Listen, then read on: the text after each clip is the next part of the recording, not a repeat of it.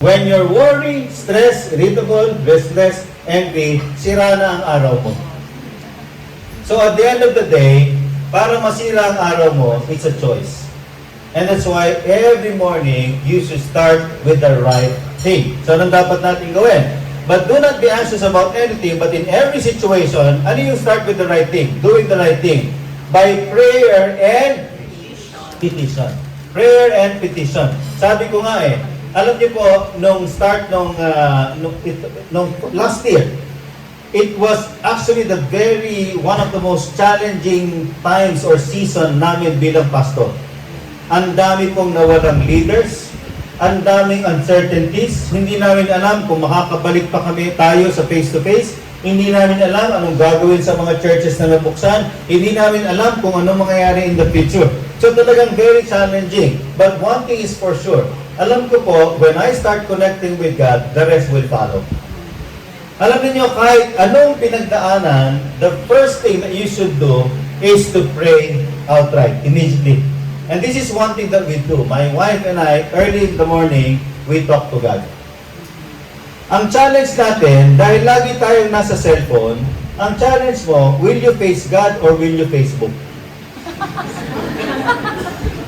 Kaya po, if I can encourage all of you, you stop reading the Bible from the Bible app. I'm not saying it's wrong. Pero, walang mawawala kung bumalik tayo sa pagbabasa literal ng Bible. Kasi if it's on the phone, umaga pa lang, ang temptation mo, babasahin mo ba yung Bible or babasahin mo yung Facebook? Yung mga messages mo. So, prayer and petition. You know what are we supposed to do? Develop a what? A prayerful heart. I am a product of prayer. Okay? Prayer ng asawa ko, prayer ng digop ng wife ko before that, okay? Prayer ng mga anak namin, ang prayer nila ng tatlong anak ng wife ko at dalawang anak namin is for God to restore our marriage. Ang prayer nila is to bring the daddy back to them. Product ng prayer. I had an encounter, my Damascus experience is during the dawn watch. That's where and when I encountered God. Dinala niya ako sa CCF St. Francis. Sabi ko, ano bang meron doon? Ang aga-aga, sabi niya, merong morning prayer. So pagdating ko ron, habang nagpe-pray, in fact, hindi ako nakikinig sa pastor sabi ko pa nga sa kanya, parang may ganun yung pastor. No? Sabi niya, sana makinig ka na lang, huwag mo namang imak. Sabi sa akin gano'n. So nakinig kami. Nakinig siya pala. Tapos after the message, sabi niya, let's call on the Lord. Lord, Lord, Lord, 3 times. Sabi ko sa kanya, sabi ko sa'yo, may ganun yung pastor. Siyempre, tatawagin mo pa ang Diyos. So ano nangyari sa akin? Talagang literally I was humbled by God during that prayer, that dawn watch prayer time. So ano nangyari yun? Develop a prayerful heart. And I'm telling you, since that encounter, 2021 up until today, okay, I enjoyed my time with God. Okay? God should always be your priority. You know why? If God is your priority, the rest will follow. If God is not your priority, the rest will be chaotic. Tingnan niyo po ang sabi nung, eto yung anak kong munti kong barilin muna. Si Renzo is now, ang role niya is like a youth pastor.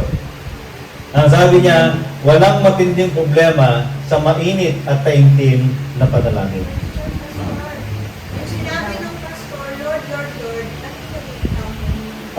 yun sabi niya, Lord, Lord, Lord. So ako naman, hindi ako naki-Lord, Lord, Lord. So nakatayo lang akong ganyan. Tapos ino-observe ko yung mga tao. About 600, mga 600, 700 people. May nakaupo, may nakaluhod, may nakatayo. Tapos, merong hand gestures, kinakausap nila si God. Nakausap nila si God. Sabi ko, ba't ang weird nitong mga tao nito? Sabi ko, nagsasalita, wala namang kaharap. Tapos may hand gestures, umiiyak. And then, sabi ko, I think it was the Lord impressing my heart that prayer should come from the heart. Yun yung sabi kong, Lord, totoo ka ba? Di ba yung sabi kong, Lord, totoo ka ba? Kasi sabi ko, kung totoo ka, tulungan mo naman ako kasi pagod na ako. And literally, I was living a miserable life. After pumuntik mapatay yung pamilya ko, 2 beses ako nag-attempt mag-suicide. So sabi ko, Lord, kung totoo ka, tulungan mo naman ako kasi pagod na ako. Alam niyo, nung sinabi kong pagod na ako, outright, I felt that burden. yung heavy burden on my shoulders, nakatayo ako, kaya ako napaluhod. And literally, humahagulgul ako sa Panginoon. Okay? So yun ang naging encounter ko sa Panginoon. And I started enjoying my one-on-one sessions with God. So ito yung anak ko, si Renzo, he is now, may tinatapos na lang siya, and most likely this year or early next year, he will now become a full-time youth coordinator or pastor. Yan. So sabi dito, do not be anxious about anything, but in every situation, by prayer and petition, with what? Ibig sabihin ha, nagpe-pray ka pa lang, nagpapasalamat ka na. Tama? Pinasabi mo pa lang kay God, Lord, salamat. With thanksgiving, present your request to God. So in other words, we should have a grateful heart.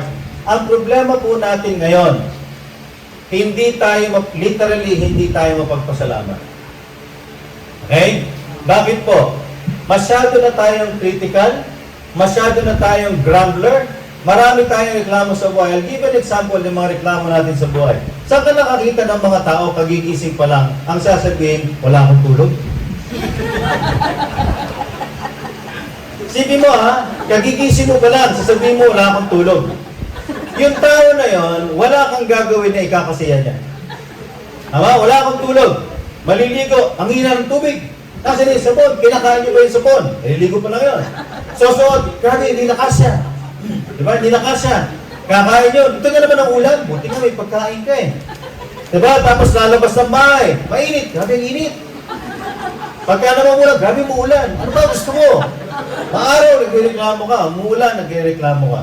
Diba? Sasakay ng jeep. Pag sakay ng jeep, o kaya dito, e-trike. Grabe ang sikip.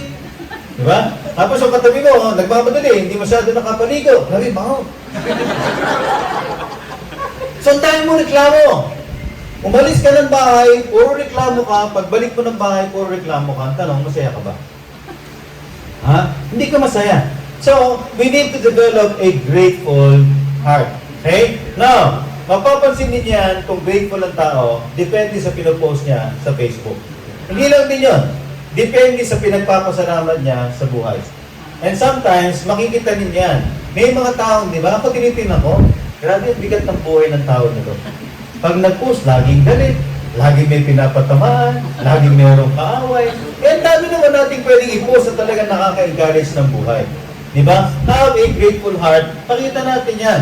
Sa social media, be an encouragement. Gamitin natin yung social media platform to bring glory and honor to God. Have a grateful heart. It means we have to learn to count our blessings. I'm telling you, pag uwi nyo ng bahay mamaya, isulat ninyo isa-isa. Ang dami ninyong makikitang ipagpapasalamat ninyo sa buhay ninyo.